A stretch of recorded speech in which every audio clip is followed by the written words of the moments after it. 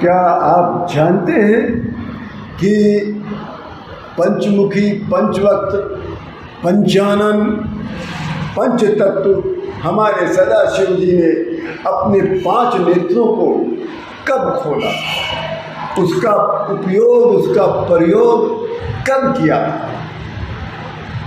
आज मैं इस संदर्भ में एक गूढ़ रहस्य की कथा सुनाता हूँ।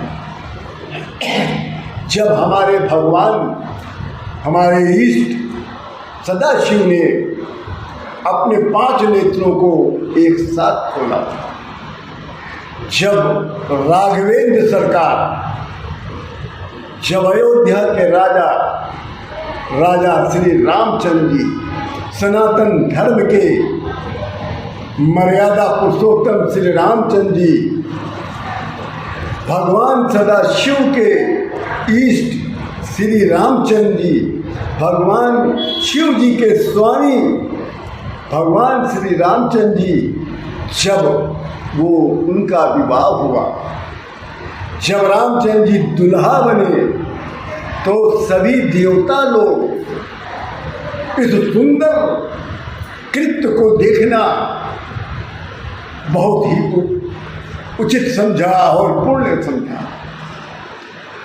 जितने भी देवी देवता गण थे, जितने भी ग्रह नक्षत्र थे, ऐश्वर्य थे, गंधर्व थे, अप्सराएं थी, सभी नगाड़े बाजे बजा बजाकर, शंख बजा बजाकर भगवान श्री राम पर विवाह के समय फूल बरसा रहे थे।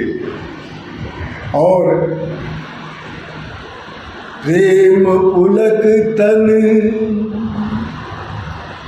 हृदय उछाऊ, प्रेम पुलक तन हृदय उछाऊ, चले बिलोकन राम विवाहु, चले बिलोकन राम विवाहु। जब सभी देव स्वर्गलोक से जनकपुरी के लिए चल पड़े,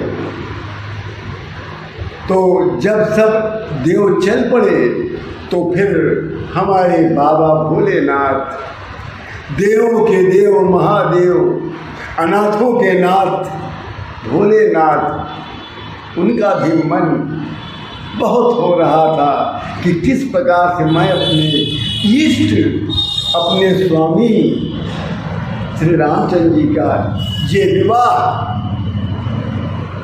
का दर्शन कैसे करूँगा।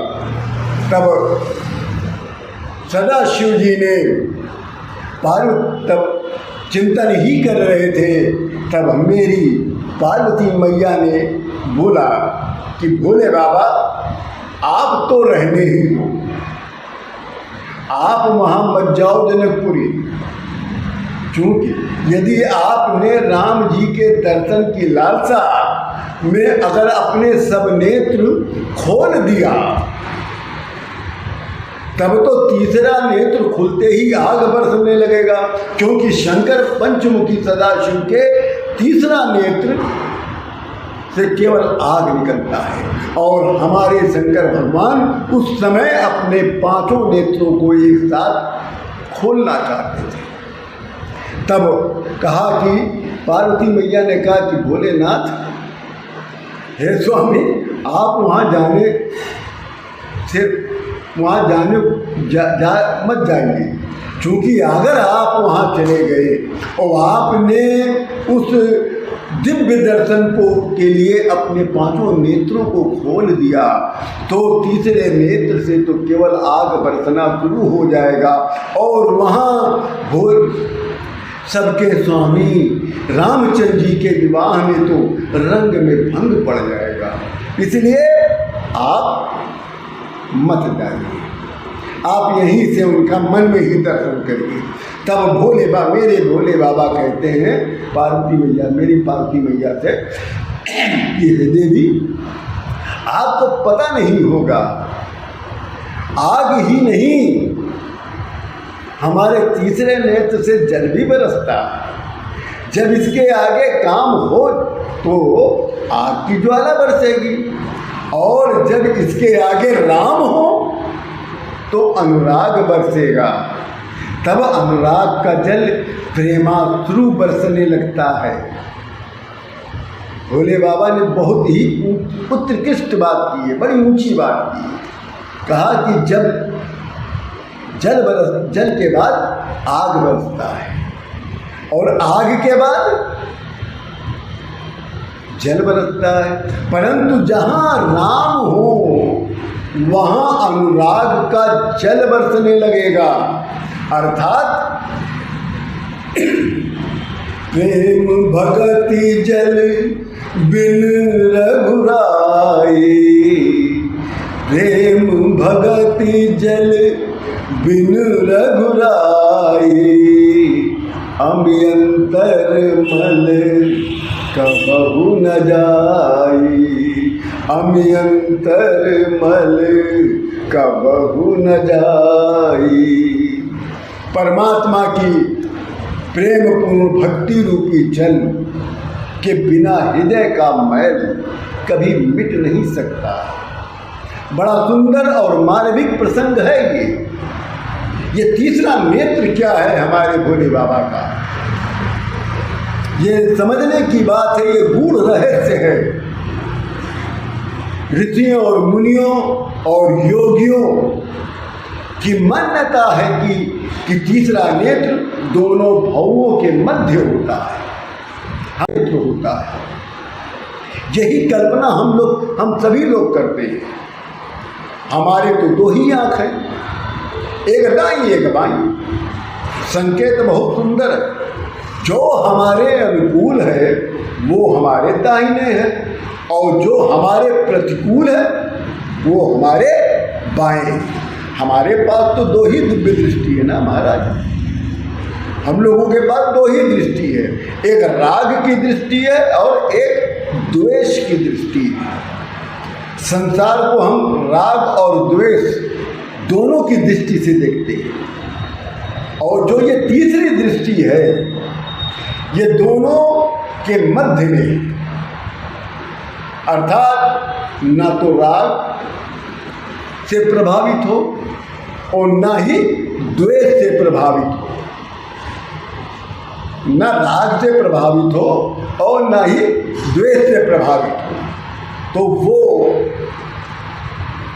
वो क्या है, वो कौन सी दृष्टि है? वो है शिव जी की दृष्टि, जो केवल भगवान सदाशिव ही इसका प्रयोग कर सकते हैं, और भगवान सदाशिव ही इस दृष्टि से देख सकते हैं। भगवान को न तो राग की दृष्टि से देखा जा सकता है और न ही द्वेष की दृष्टि से देखा जा सकता है। तब पार्वती मैया कहती हैं कि प्रभु हमें आपकी बात समझ में आ गई, और समझ में आ भी गई, और आपकी बात मैं समझ भी नहीं पा रही, क्योंकि आपकी बातों में बड़ी भंवर है, बड़े चक्रव्यूह जैसी आप बातें करते हैं। तब भोलेनाथ माँ पार्वती के साथ रामचंद्र जी के बारात में चले गए। यहाँ पर भोलेनाथ ने पार्वती माता को कोई उत्तर नहीं दिया और उनको लेके चले गए। और जब राघव जी दूल्हा के स्वरूप में देखने के लिए शिव जी ने जैसे ही अपने तीसरे नेत्र को खोल दिया, अब आप यहाँ पे देखिएगा, तीसरे नेत्र से केवल अग्नि बरसता है। जब पार्वती मैया शंकर भगवान से कह रही है कि अब आपकी बात उनको समझ में नहीं आ रही, समझ में भी आ रही है और नहीं भी आ रही, क्योंकि आपकी बातों में बड़े भंवर है, जैसे समुद्र में बड़े भंवर होते हैं, जैसे चक्र भी होता है, उसी तरीके तो आप बात कर रहे हैं रहस्यात्मक। तब भगवान शिव जी ने पार्वती माता को कोई उत्तर नहीं दिया और उनको साथ में लेकर भगवान श्री रामचंद्र जी के विवाह में चले गए। और वहाँ पहुँचते ही शंकर भगवान ने जैसे तीसरा नेत्र खोला, शंकर राम रूप अनुरागे, शंकर राम रूप अनुरागे, नयन पंचदश अति प्रिय लागे, नयन पंचदश अति प्रिय लागे। अब आप सोचिए, पंचमुखी सदाशिव के 15 नेत्र तब होंगे जब राघव जी का दर्शन करने के लिए 10 नेत्रों के साथ साथ 5 नेत्र भी खुलेंगे, तब 15 नेत्र उनके खुल जाएंगे। अब आप सोचिएगा, भगवान के एक मुख में 3 नेत्र और 5 मुख में 15, अभी 15 कब खुलते हैं? जब भगवान सदाशिव प्रभु श्री राम का दर्शन करते हैं तभी ये 15 नेत्र खुलते हैं। राम रूप नख सिख सुभग, बारही बार निहारी, पुलक गात लोचन सजल, उमा समेत पुरारी। नख से शिखा तक श्री रामचंद्र जी के सुंदर दुल्हा स्वरूप को बार बार देखते देखते शंकर भगवान का शरीर पार्वती मैया सहित उनका शरीर पुलकित हो गया। जैसे 15 नेत्र से हमारे भगवान भोलेनाथ पार्वती जी के साथ शंकर भगवान को दूल्हे के रूप में जब देखा है, उनका शरीर पुलकित हो गया और अग्नि की ज्वाला की जगह पर उनके नेत्र से अनुराग का वारी, प्रेम का जल बरसने लगा। उनके आंखों से अश्रुओं के जल से पूरी बरसात होने लग गई। तब शिव जी बोले, देवी पार्वती जी अब तो खुश हो ना? तब पार्वती बोली, क्या महाराज? तो उनका अब तो खुश हो, मैंने अपने तीसरे नेत्र से अग्नि नहीं बरसाई ना? तब पार्वती जी बोली, भोलेनाथ आपकी बात तो सत्य निकली, लेकिन जैसे ही देवी पार्वती की दृष्टि उस घोड़े पर पड़ी जिस पर रामचंद्र जी दूल्हा बन के बैठे हुए थे, तो पार्वती जी बोली कि हे प्रभु, आप तो सिर्फ दूल्हे को देख रहे हैं, दूल्हे की सवारी को बिल्कुल देखना मत। आप केवल दूल्हे के रूप में केवल रामचंद्र जी को देखिएगा, मगर जिस घोड़ी पर बैठे हैं उसको आप मत देखिएगा, क्योंकि उनको देखते तो आपका तीसरा नेत्र अग्नि नहीं बरसा पाया, परंतु आप जैसे उनकी सवारी को देखेंगे तो तीसरे नेत्र से अग्नि बरसने लगेगा। सवार पे जो है श्री रामचंद्र जी, आप केवल दूल्हे के रूप में केवल रामचंद्र जी को देखिएगा, मगर जिस घोड़ी पर बैठे हैं उसको आप मत देखिएगा, क्योंकि उनको देखते तो आपका तीसरा नेत्र अग्नि नहीं बरसा पाया, परंतु आप जैसे उनकी सवारी को देखेंगे तो तीसरे नेत्र से अग्नि बरसने लगेगा। सवार पे जो है श्री रामचंद्र जी, उनका तो कुछ नहीं बिगड़ेगा, परंतु उस सवारी घोड़े की बेचारे की दशा तो बिगड़ जाएगी, रंग में तो भंग पड़ ही जाएगा। लेकिन क्यों, मेरा नेत्र तो अश्व को देखकर भी आग क्यों बरसने लगेगा? क्योंकि जिस घोड़े पर राघव सवारी कर रहे हों वो तो पूरा कामदेव होगा, वो घोड़ा नहीं होगा, वो घोड़ा हो ही नहीं सकता।